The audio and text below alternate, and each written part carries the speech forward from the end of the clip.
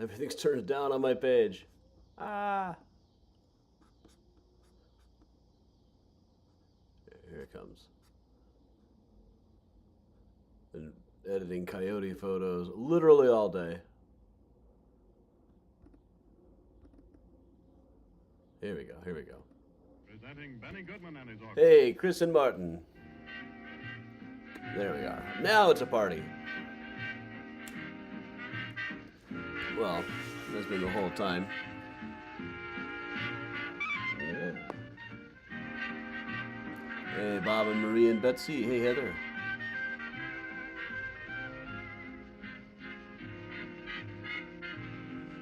Hey, Timothy.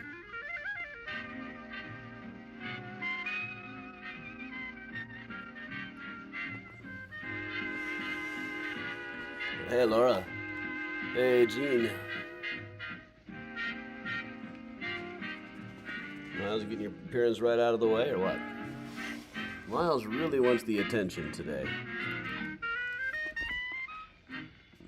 Let's dance to a half-hour rhythm. Hey, by Karen, Benny Betsy, Goodman and Larry, his orchestra, the Steve. Rock Star Rhythm, playing for you Hey, from Bridget, the Joseph Mary Avenue Jo. Congress Hotel in downtown Chicago.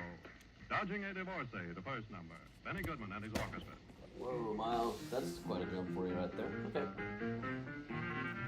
You know what? Sometimes you just gotta jump. Might as well.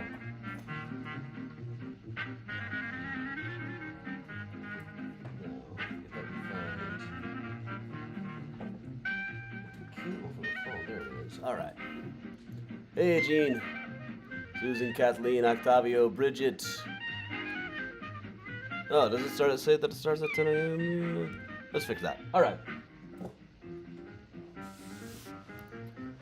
Been working coyote photos literally all day, getting everything tagged if it's already been on the Patreon.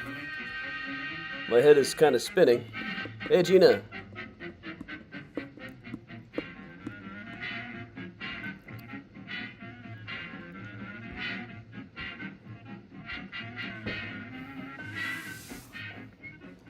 Kathy, ooh, rough. Evening, Megan. I hope we help you. I hope it works for you tonight. Whatever it is you need, may it work for you. I think I'll do the Metallica whiskey tonight.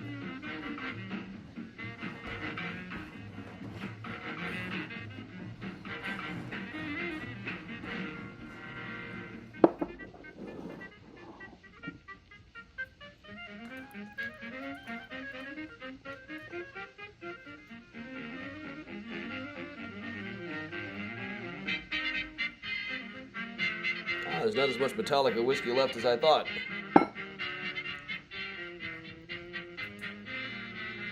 Bob, that is correct. So coming out to Grave Robbing 101 on the 12th. Evening, Elaine.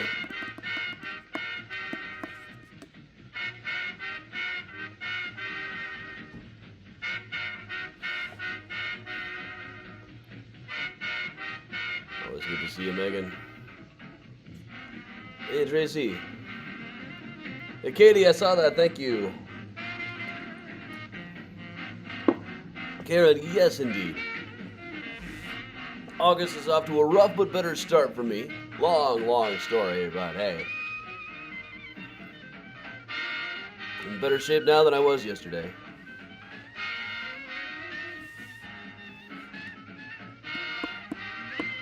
Hey, Diane.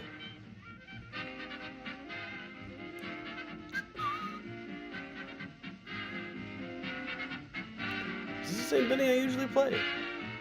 Why don't I recognize? Oh no, this is not the usual one. Like, man, if this is the one I play all the time and I'm not recognizing it, what the heck? What the heck? Evening Doe over on YouTube. Singing The Day I Let You Get Away.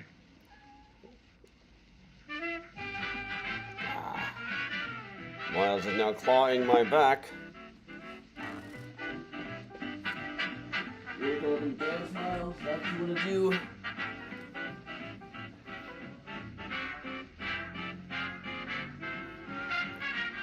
Hey, Joyce. I am finishing off my bottle of Metallica brand whiskey. Taste the thing that should not be. That's pretty good.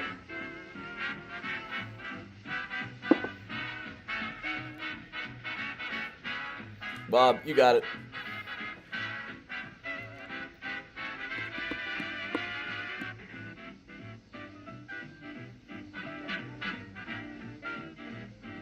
Evening, Karen. Hey, Marita. Hey, Heather in Iowa City.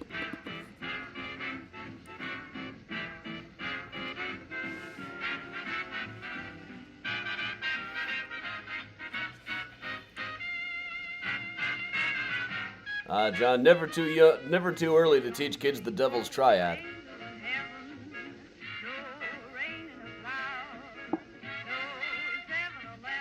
Megan, that's awesome. Gin and tonic, that sounds good too. I forgot to buy more rock and rye. Maybe tomorrow. Hey, Jack.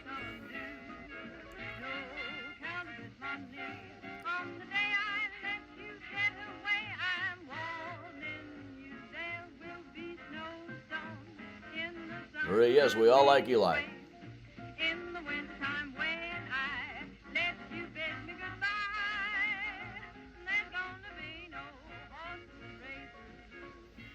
Evening, Jacqueline.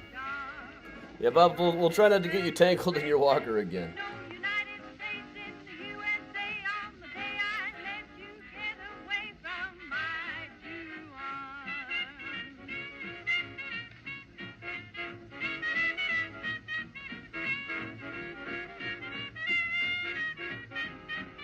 Yes, Eli has to work for it if he wants to sleep on my couch.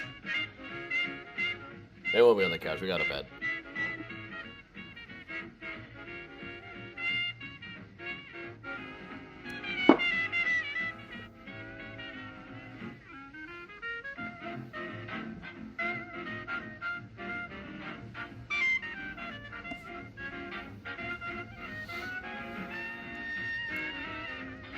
But today's morning mini tour was not really a mini tour, it was a full-length thing.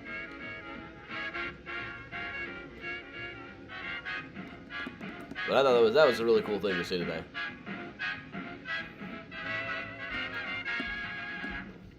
Evening, Grandma Bell. Music by Benny Goodman and his orchestra, and the next tune, Sandman. So I found out the Graceland Cemetery book in its first year sold about 2,000 copies, which is pretty good for academic press.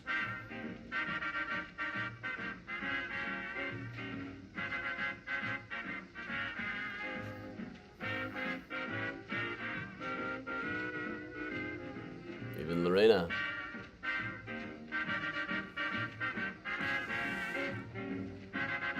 Evening, Dawn. That was a fantastic service, especially the band. If I wasn't here, I might have gone up to the Heritage Center to see him perform.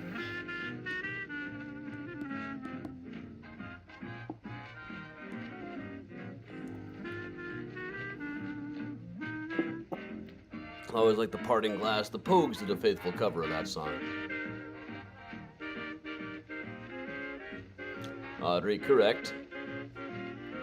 But somebody at the thing this morning happened to have a copy of my Holmes book. I had not announced that I was going to be there, but I ended up signing an autograph. That's a little unusual.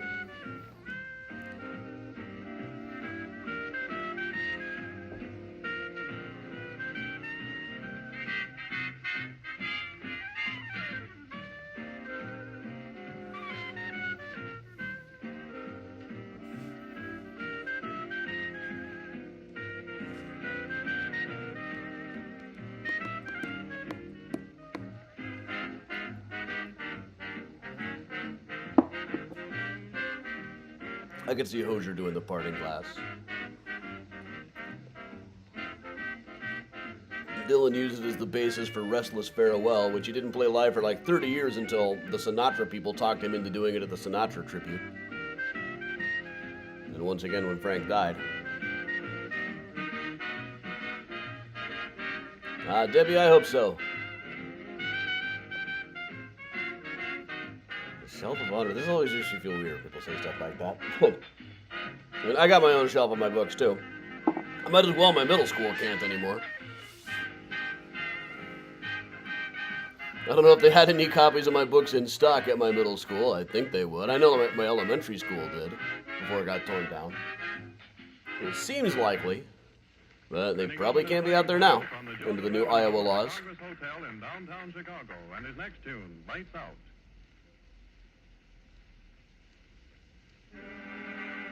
All right, we're going to let Benny do one more tune here before we get started. Hey, June. Hey, Susan. Hey, Kathleen. Hey, evening, Karen. Evening, Emily. Hi, all around. I do not have enough whiskey tonight. Need more whiskey.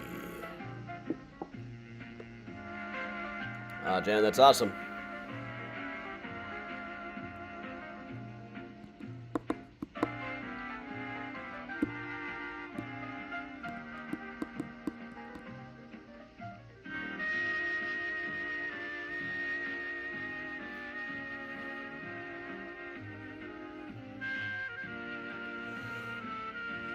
Is there any info on when Ronnie's new book is coming out? Hang on, let me ask.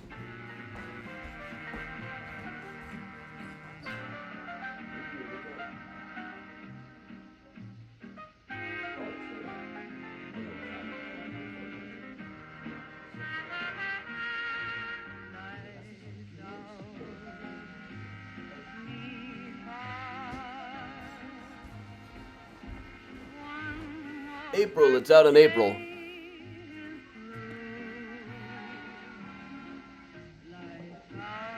Debbie, that's a shame. Wish I could help, but I don't handle anything to do with the shipping.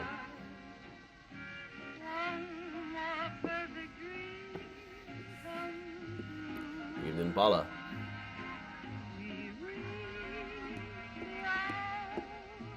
Hey, Helen. Hey, Jenna, glad to have you for a minute anyway.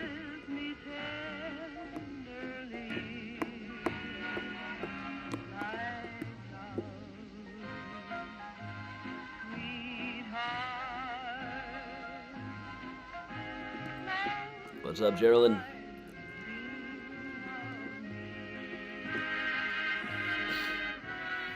Letting Benny Goodman finish up one more tune here, then we'll get started. Any TV appearances coming up that I've missed? I never know.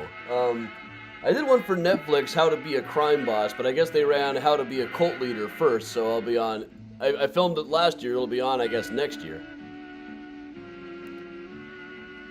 I got some filming for television pretty soon.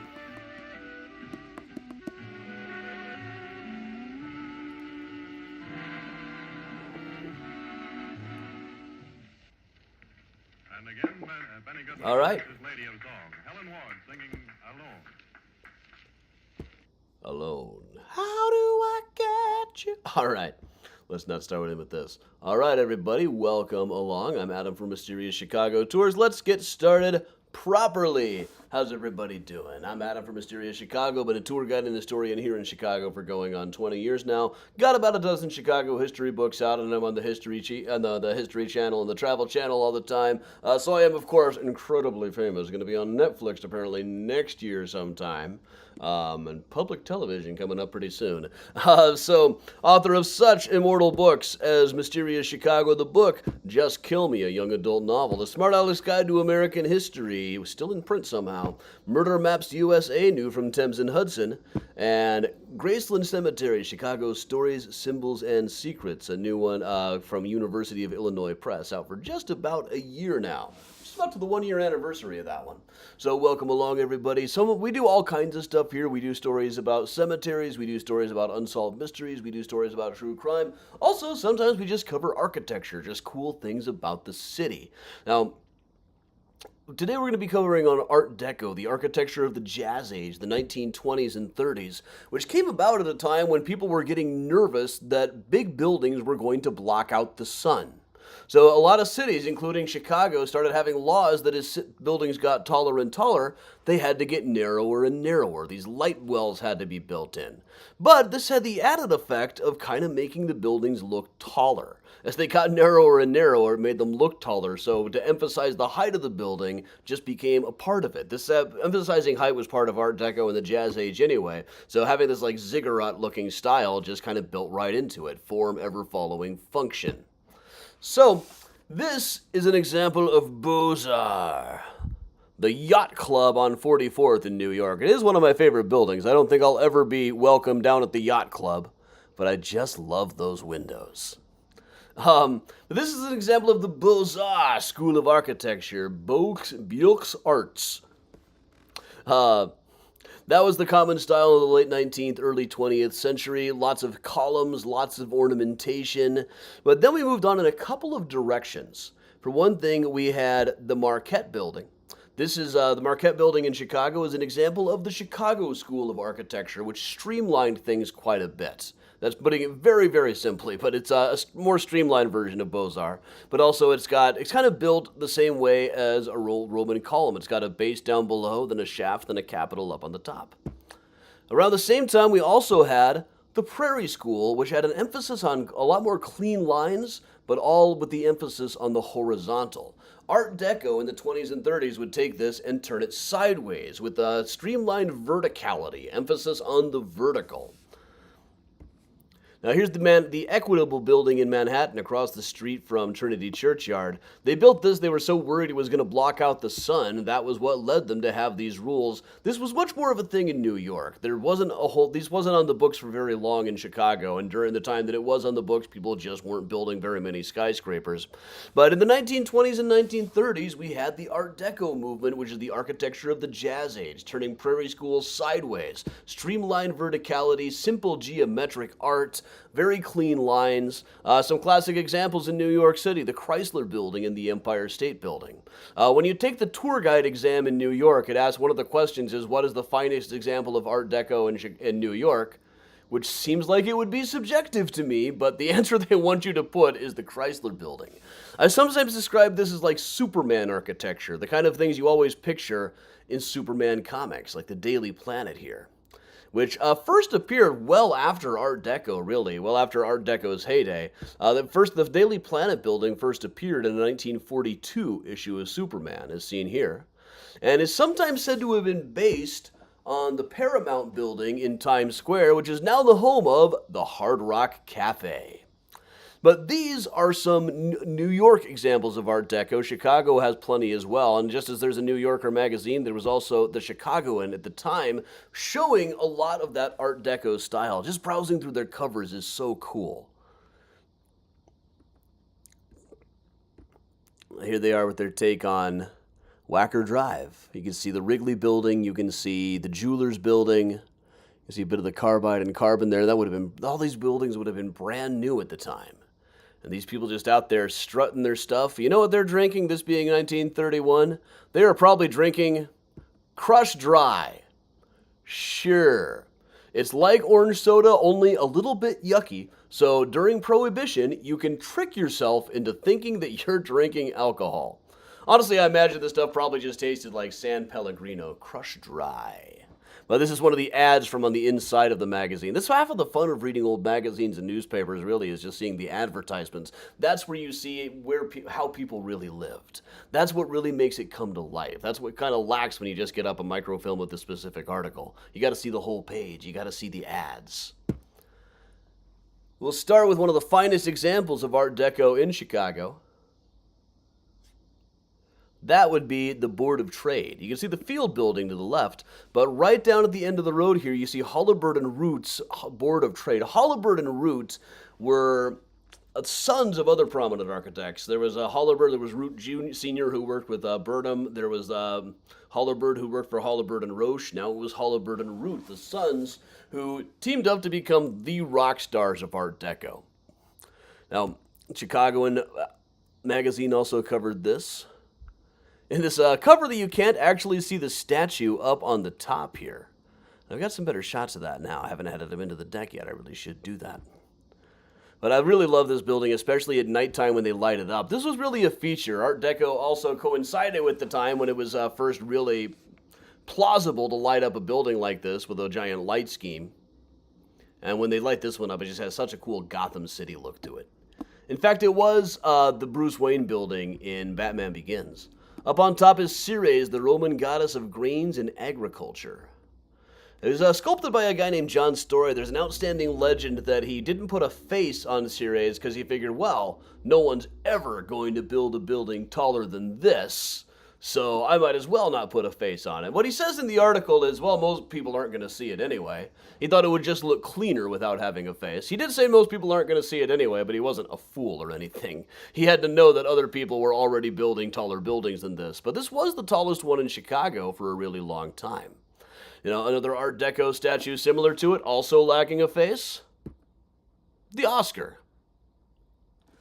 Now, all over the building of the Board of Trade, there's also these reliefs, these statues. These are supposed to be a Sumerian trader and a Native American trader, though the guy on the left always looks like somebody off of the Led Zeppelin 4 album to me. But the Art Deco style kind of continues inside. They just build the art right into it. On the inside, these cool-looking elevators. But so a motif you see in a lot of Art Deco and 1920s art is extremely tall women. You know, not necessarily tall, just posed in such a way as to make them look elongated. Just like the buildings, there's a streamlined verticality with the fashion, too. We'll see a bit more of this way up on the north side, right where Lakeshore curves around into Sheridan. Now, this is now part of Loyola. But it was originally designed by Fisher McCarthy in 1930. This was the Mundeleins Women's College. And on it, up closer, you can see these two figures whose names were Uriel and Josephine. Moving a little bit here. See, these ones are also very elongated. Let's just pause for a second and just check out the windows here. That's such a cool, Great Gatsby kind of style.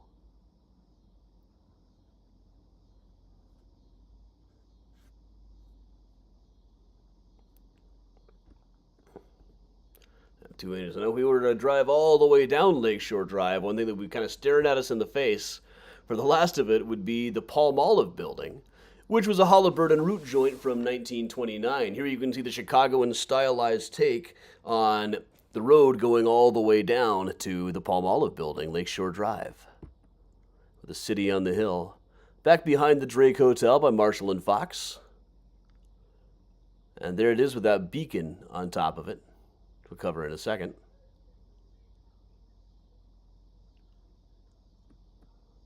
Here it is during the day. You can see once again that ziggurat style where it gets narrower as it gets taller. There's a really early version of a picture of it. This is by George Henry High, now at Graceland Cemetery. This one you can see this enormously bright light on top of it.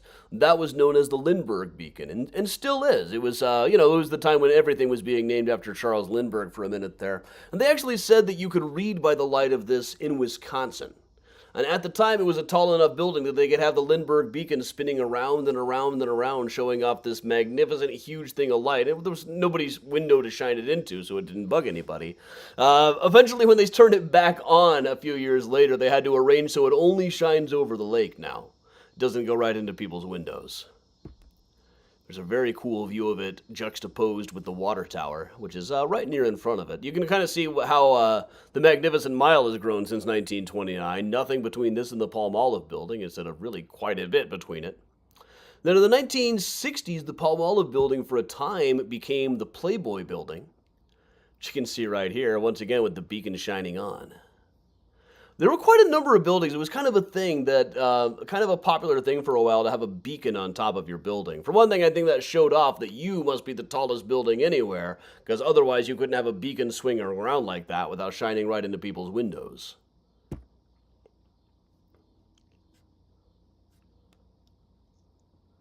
Like right down here on the lake is the LaSalle Wacker Building, where a great many of my walking tours start out. Let's get a low angle of that from nighttime. There's another Halliburton root building from about 1930.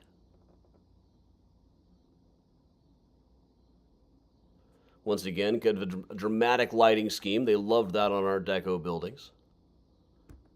There's a cool Instagram view of it. This one, too, once had this massive beacon up on top of it, known as the Sun Flash Beacon. Now this was made, it was a very different kind of beacon. It wasn't like, you can see in the background the Lindbergh beacon here. And here the sun flash beacon was made with a whole lot of mirrors that would really amplify the amount of light that was already there. And by all accounts, this was a very popular, a very bright beacon. There was a story about a pilot who took off in Toledo, just saw a weird light and followed it, found out he was following the sun flash beacon. Man-made star guides the flyers. This is how excited people were about new technology in the 1930s. We were making stars, poking holes in the sky to see if we could do it. Of course, it also killed a lot of bats and birds. You really think they would have seen that coming and flown around? But going back to the Board of Trade itself, minus just the beacon, it became a hideout after Capone went to jail for Frank the Enforcer Nitti. Well, he and the gang were using a room in this place as an office until one day he was shot pretty well in 1932. At the time, they really thought that he was going to get killed, that he was going to die. But somehow managed that he wasn't. It reveals that an empty stomach often saves a wounded gangster. It allows them to withstand the shock of the bullet wounds. Huh. That doesn't sound like it would work to me. Also, they were really into like rubbing garlic on bullets. They thought that would make the death be more agonizing. Really, it would just kind of make you die smelling like you were down at the Olive Garden or something. But this was mostly an office building. It's residential now, but for a long time it was the headquarters of McDonald's. This is Ray Kroc, who started out working Prince Castle sales inside of this place where he was selling the multi-mixer, a machine that could make 8 milkshakes at a time, in case you needed to make 8 milkshakes at a time. He had a kind of a tough time selling it till he found these two brothers, the McDonald brothers, needed like 8 of them at their restaurant out in San Bernardino. So he started franchising the place. It was actually inside of this building when he sent in an offer to buy them out, and they called him back with the number they had in mind, which was, after taxes, $1 million for each of the two of them. He paused for a second and then said, "You know what that sound you just heard was? That was me jumping out of the LaSalle Wacker building." He then went on to screw them over pretty well royally. Here it is all lit up in purple. We do like to have kind of themes now and then. We have like pink for breast cancer awareness. We also have teal for ovarian cancer awareness.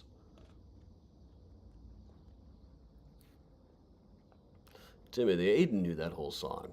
McDonald's is your kind of place. They serve you rattlesnakes. Ketchup between your toes, mustard up your nose.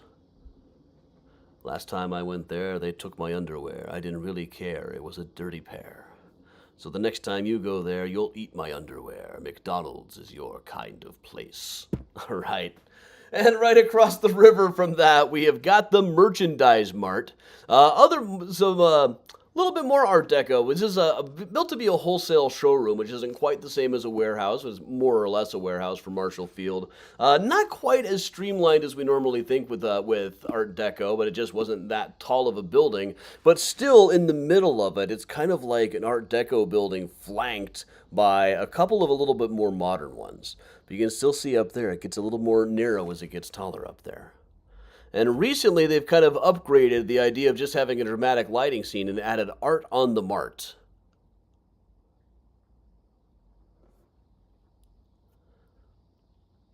I always felt like they should rig up a giant Atari game on here, like sign up for your turn to play Yar's Revenge.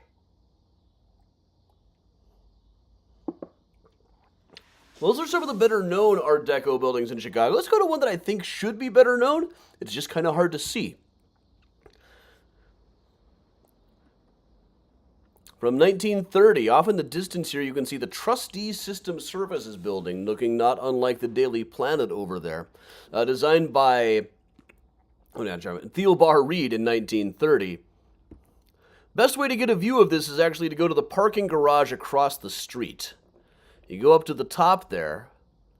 I'm totally going to do this with my new camera shortly, now that I think about it. From up on the top, you can get a very good view of really a fantastic example of Art Deco that just doesn't really stand out in the Chicago skyline anymore because it's surrounded by much taller buildings, not to mention the railroad tracks that block your view from the sidewalk. Trustee System Services was a credit agency, really. Here it was at 201 North Wells, featuring the Skyline Restaurant, which modern ads about the building say was a speakeasy.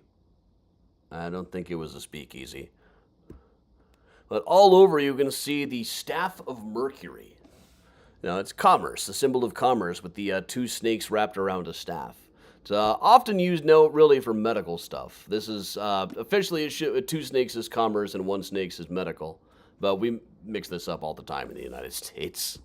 Down below at Trustee System Services, they've got all of these frescoes about the world of credit and banking. Nice. Designed by a couple named Gene and Gwen Lux. It says, credit moves the modern business world. And also, on the inside, life punishes the thriftless. Look at this guy. You don't want to end up like him. Here's a really cool thing, is over on the side, they've also got this Ed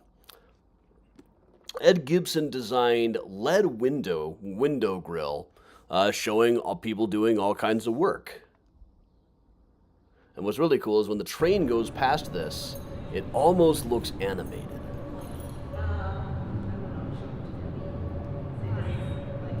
For all their shit about life punishing the thriftless and all their stuff about being such great business people, Trustee System Services folded a couple of years after the building was built.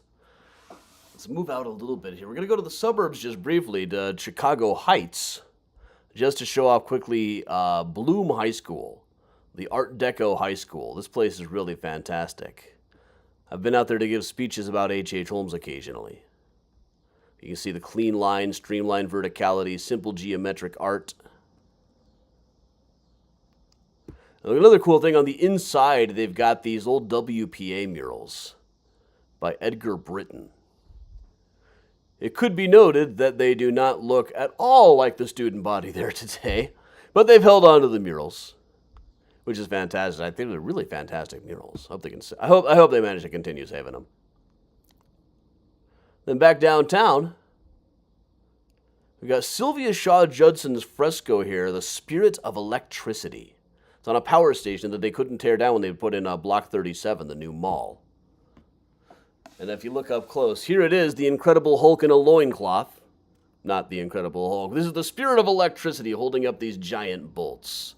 Sylvia Shaw Judson, the artist behind that, the sculptor, is perhaps best known for Bird Girl, the statue on the cover of Midnight in the Garden of Good and Evil. I think this one always kind of reminds me of the stuff that you see in New York. This is the General Electric building there. It's covered with all of these things like little lightning bolts. And this combines something that they were super into. After the discovery of King Tut, people got really into ancient Egypt stuff again. That whole motif came roaring back. But here they kind of combine it with lightning bolts, electricity. Here on the river, we've got the Chicago Daily News building, 1929, by Holabird and Root. I once saw this one described as a cubist version of a sphinx. That about works out. And up in the top here, you can see these very cool designs and frescoes by Alvin Meyer, who we've mentioned before already. Kind of an update of that. And there's some frescoes all around the front of the building that show tributes to great printers of their time. Great printers and publishers. Like Mr. Medill is up there. Benjamin Franklin is up there. Yeah, there's Medill. Notably lacking is Wilbur F. Story.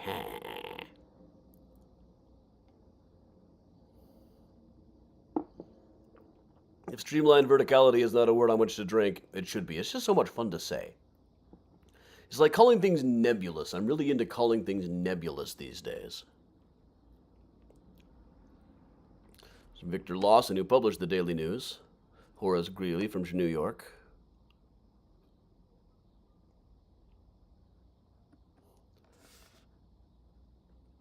On the inside, the directory. They no longer actually have the directory back behind here, but they still have an old Art Deco looking directory grill.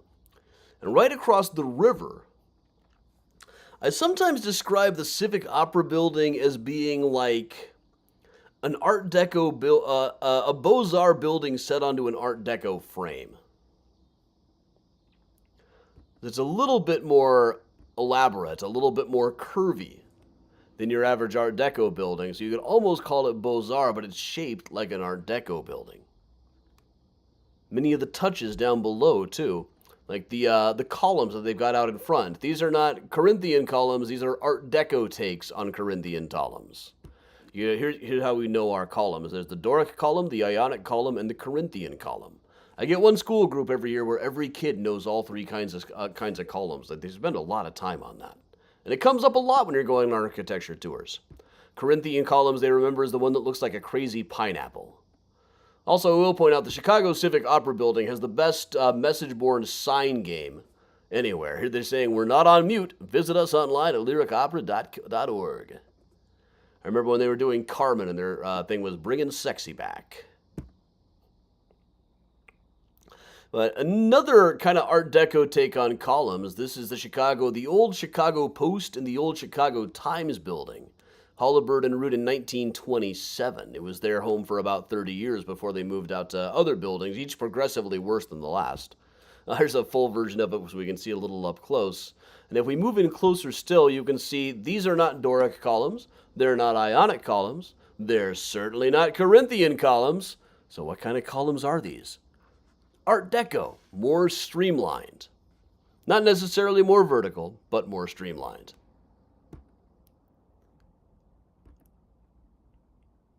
Here we got the Tacoma building downtown.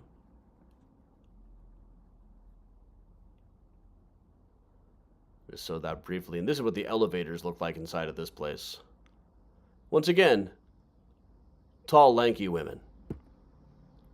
Isn't one of the original designs for it? When it was going to look like a giant cash register. But just down the block from this is the Field building, now known as the Bank of America building, which was a Graham Anderson Probst and White joint. They were the same people who did the Merchandise Mart. But very, very clean lines here. All that verticality.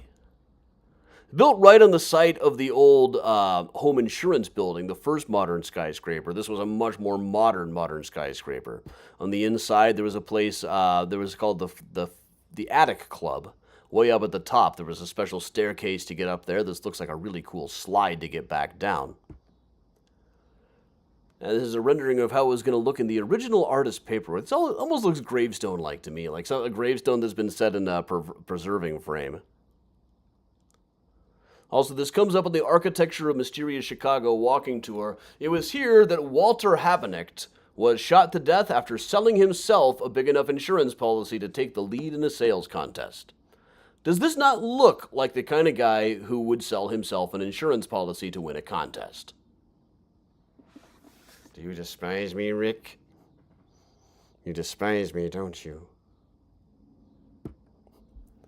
We'll move on.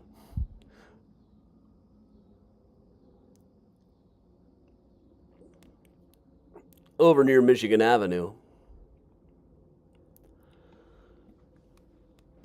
at the edge of the loop. This is a Chicago Motor Club building. Now, motors are a motif that you see a lot in Art Deco. Like, the growth of the car was still very new. We were only just getting into the era when lots of people had cars. But you can still see quite a lot of the touches. It's all naturally a hotel nowadays. You got this fantastic grill. And on the inside, they do have a tribute to what it used to be there with this old-fashioned car with this fantastic grill all around it. And also, you could almost say that those are Art Deco versions of columns up by the window there, too. Move into a little bit of the interior detailing. You know who'd like a house like this is Layla. But the car thing got to be very big. This is the Deco Arts building down on 55th Street, which was built as a parking garage, but decorated with all of these little things about cars. Moving closer, you can see right over above Howard Brown, that is a tire. We'll go to a zoom on that. You can see here, it's they've managed to make it look like it's just a regular Art Deco design, but even harder than what they did with lightning bolts before. This time they're doing it with tires. They're not trying to cover up the fact that this is a tire, but just having it kind of angular like this, it just looks like Art Deco. Also inlaid into it are all these pictures of old roadsters. And once again, it's a motif you see quite a bit. For instance, the Chrysler Building in New York. The Chrysler Building, these things up on top are supposed to be tires. Because, you know, Chrysler, cars, tires. That was done by a guy named Louis Corman, that one. 5200 West Chicago. Meyer and Cook designed the Laramie State Bank. As I mentioned before, people were suddenly really into ancient Egypt stuff, especially after King Tut was discovered. So this bank was made to look as much like a pharaoh's tomb as humanly possible, as much as like one might imagine a pharaoh's tomb would look, with scarabs and all kinds of things all over it, but also some columns, ionic columns. It's a building that's had a hard time staying on. They're always coming up with new uses for it. You can see that at the time that I took this picture, it was the home to a deli and a potpourri store, a potpourri furniture liquidator.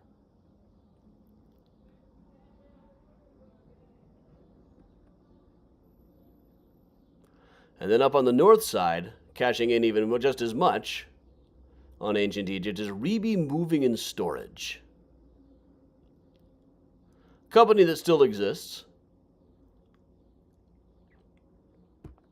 We'll move in here. So this is like a tomb in the middle of Chicago, not too far from the old city cemetery, in fact. A Reby Moving and Storage. And once again here we can see that symbol of commerce up above, two snakes wrapped around. We don't really see we see the winged staff, but not the whole staff part of it.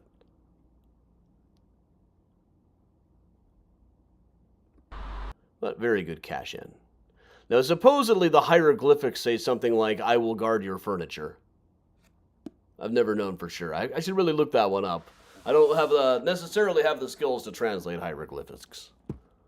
And that's okay. I don't have to have every skill. I tell myself this sometimes. Down on Irving Park, Art Deco even extended into funeral homes.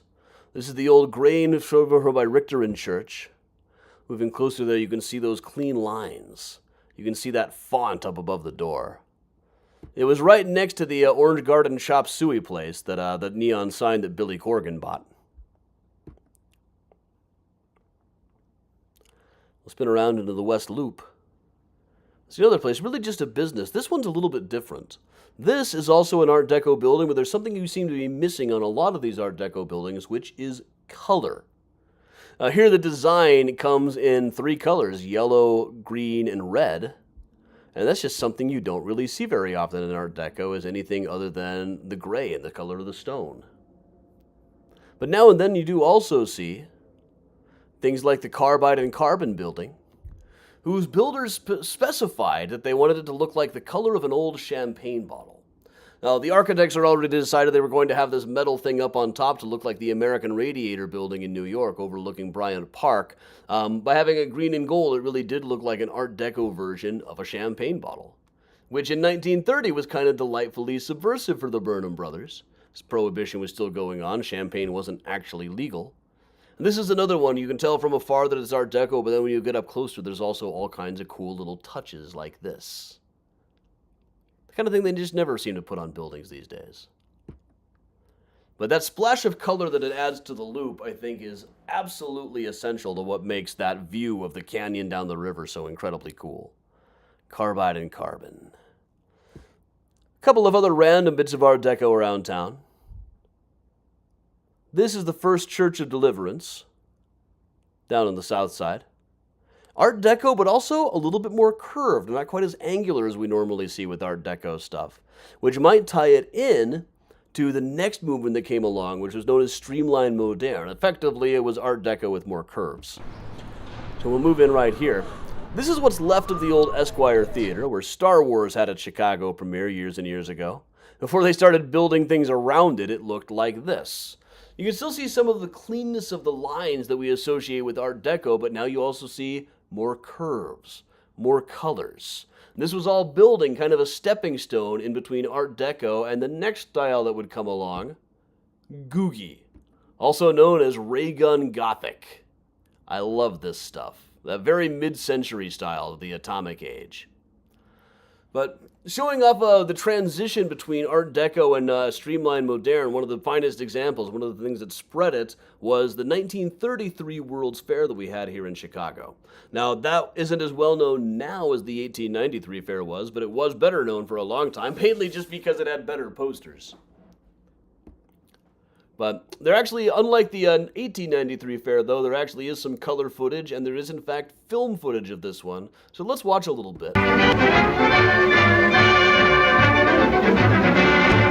Here we are, folks, at Chicago's world-famed Century of Progress, the spectacular fair that was started by a beam of light from the star Arcturus. No less than 22 millions of them came swarming into this colossal show to witness the brilliant handiwork of its modern, unparalleled ingenuity. They create a picture that enthralls the eye with their sweep and majesty, a gorgeous climax to this vista of blue-green lagoon, the hope of design made real. Mingling with the brisk tone of modern America, we find, too, the spice and flavor of the foreign.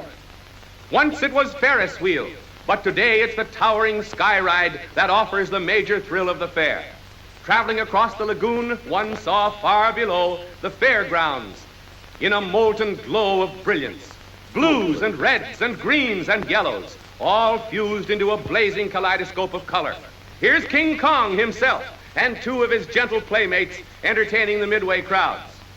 And now we come upon a most unique structure, the Travel and Transport Building, presenting a dominant phase of industry in its most commanding aspect, a triumph of architectural design and balance. And here is transportation in its most modern, thrilling expression. The Temple of Champions, with its clean-cut lines and splashing fountains, mingling beauty with utility. In the shadow of this modern architecture, crowds come daily to see how cars are subjected to acid tests of endurance. This miniature track, with its 45-degree side banks and its saucer turns, is the proving ground of car performance.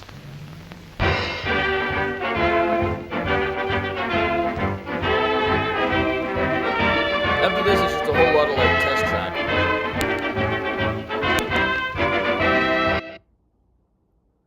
Once again, from there we moved on to things like Googie and Mel's Diner Drive-In, which got more angular, more weird, and really in a few ways more creative, though also not quite as classic.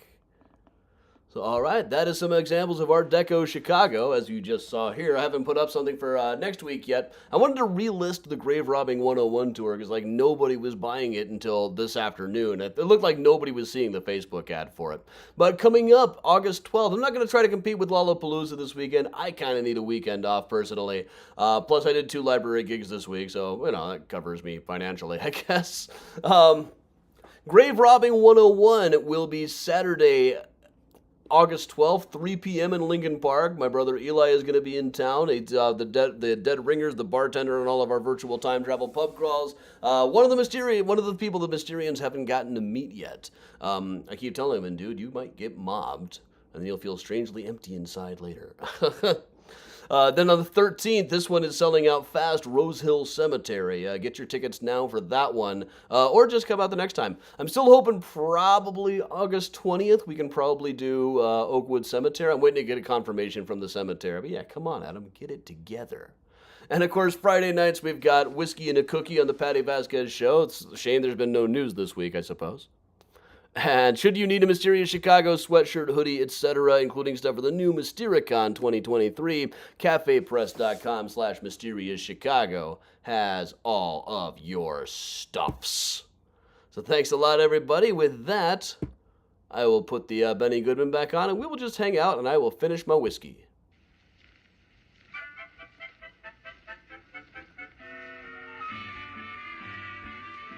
Thanks, Lindsay. Cindy, I've been trying to get Eli to the con for a while. Hopefully this time we'll be able to convince him. He's doing this as just strictly a weekender. I keep telling you, you could do that for the con too.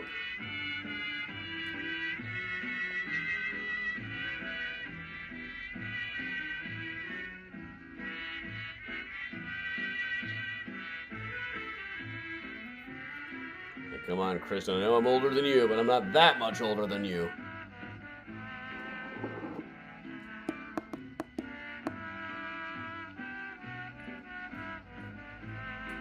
Nah, no, Bob, nobody knew it. Nobody who is present at Calvary today knew about that thing that I'm sure is probably the receiving ball.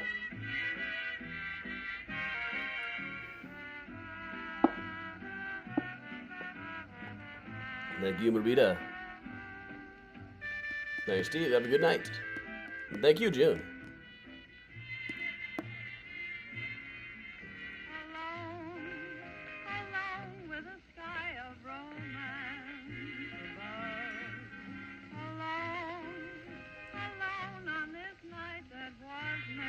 Over in the effing group chat, Mandy and Layla are talking about tattoo ideas.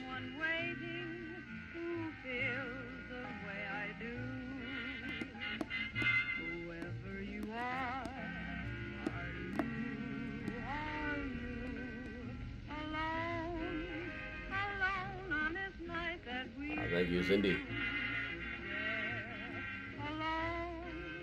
I didn't have that much Metallica whiskey, but we ordered a pizza tonight from North Star on Western. It's really probably our closest pizza place, except for New York Halal Pizza, which is open when they feel like it. North Star's got really good pizza.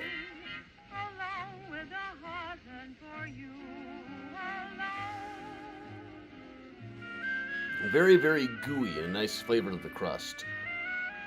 Linda 1000, but there's also a button where you can skip that.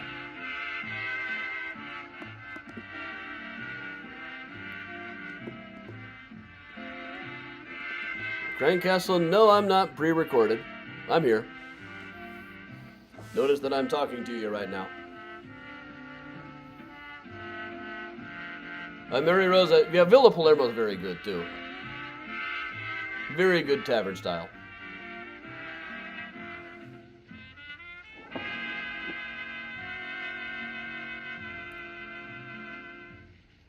And here's another tune that they'll be playing. I've only occasionally pre-recorded a tour. But no, I don't get the same dopamine rush from getting all of these comments when I do a pre-recording.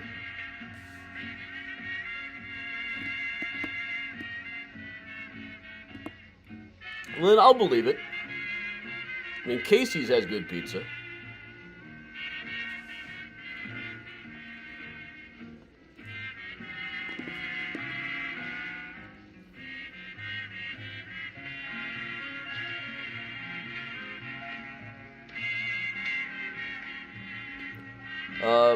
Crank, I'd love to, but I can't really get out to the hills of Rome that quickly right now. It's going to take me a few minutes.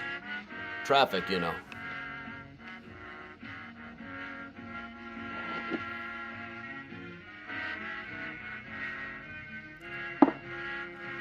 The interstate all the way to England is backed up.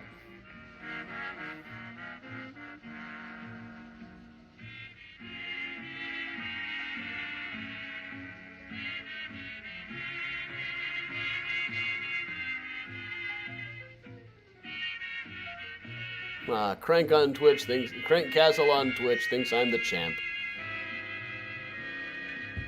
I am the champ.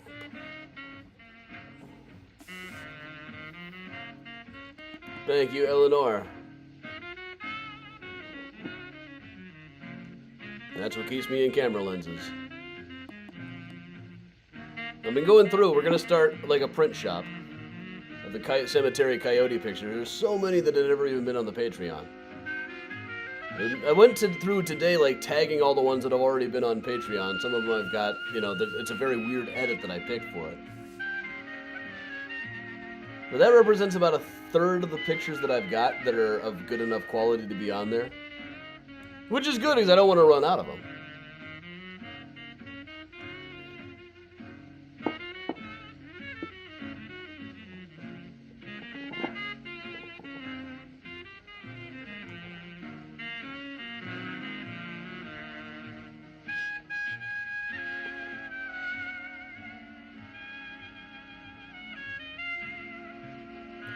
I have seen one shawl in person. Somebody did bring a shawl to the last tour.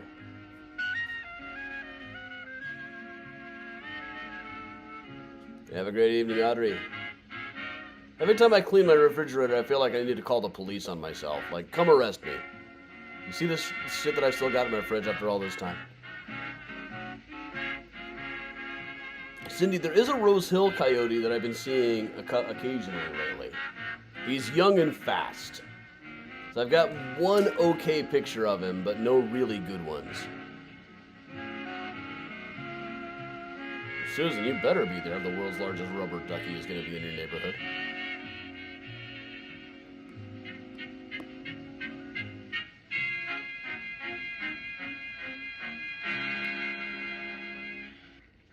Ellen Ward sings once more. Eeny, meeny, miny, mo.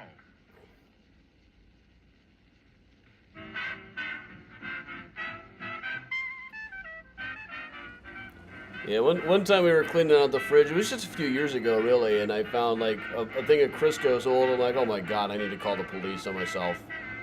And Ronnie was like, no, it's probably mine. I'm sorry, it's probably mine. I'm like, no, it couldn't be. The date on this, it expired before you moved here. Bob, I don't know, but I've got enough for it, so I'll leave it like an Etsy shop or something.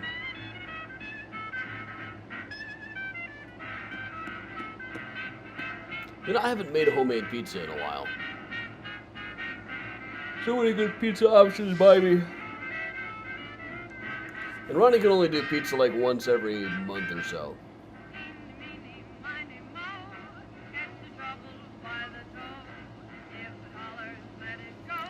Coyote Advent Calendar. I think I could do that. I have like a subset of just like coyotes making goofy faces.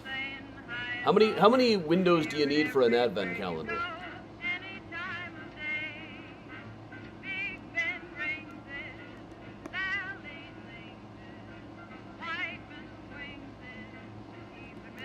Crosby sings it.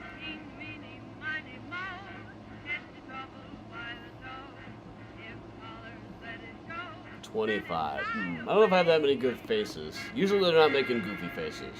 Just now and then they are.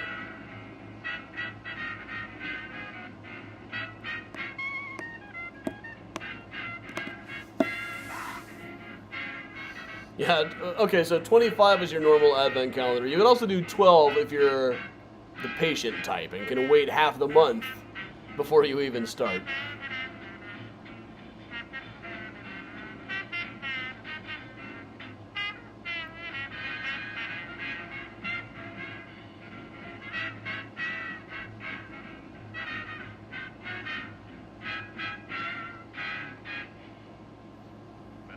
Orchestra and the King Porter's Stomp.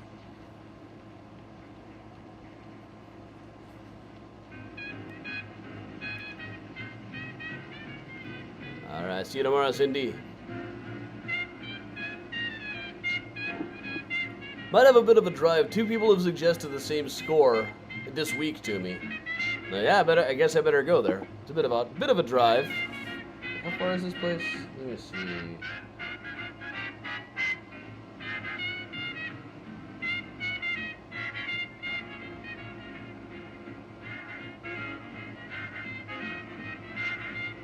Yeah, it's not the longest drive I would take, but I've seen worse too.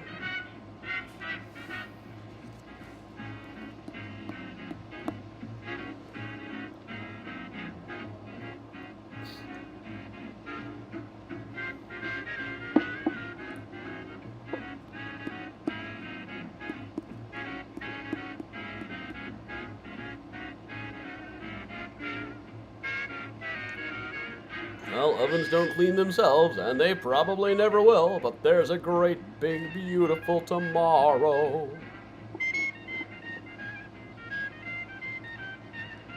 Just a dream away. And there's a great, big turd inside the toilet, turning all the water into gray.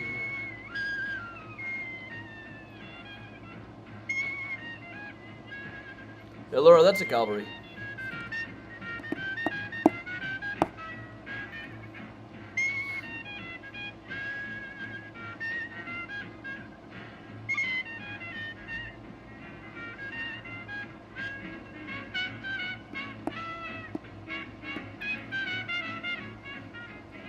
Man has a meal, and that's a start.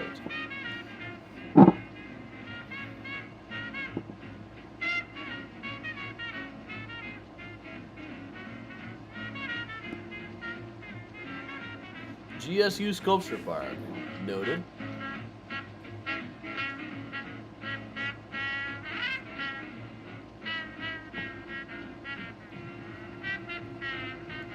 Got a fully modern kitchen, self-cleaning oven, the whole bit.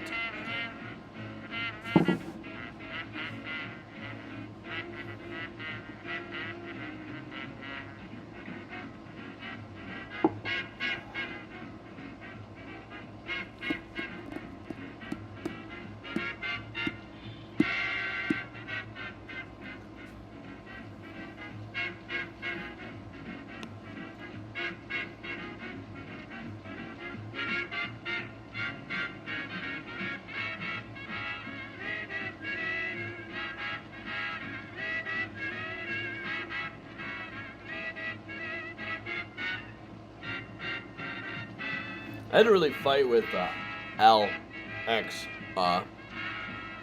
earlier today. It just wouldn't do TV mode.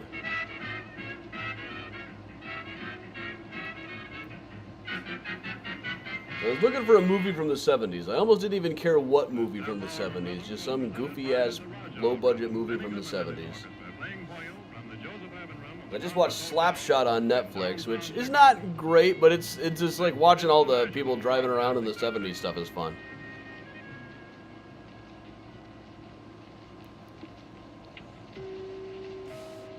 All right, Betty is wrapping up. I will also wrap up. Yeah, Miles was all over the place early on in the tour. He and Priya are now cuddling up over here on the couch. I will move the move over. Well, you would have seen it a second ago. It was adorable. But now Priya bolted when I showed up. So, shows what I know. Should have quit while I was ahead. But alright, everybody, thanks for joining me. I will see you tomorrow for Find a Grave Friday. It might be a bit of a drive, but that's alright. So, Susan, Slapshot is great, but doesn't totally hold up. Let's just say that. So thanks a lot for joining me. I'm Adam for Mysterious Chicago Tour, saying to stay safe and stay strong, and of course, if you can, everybody, stay spooky.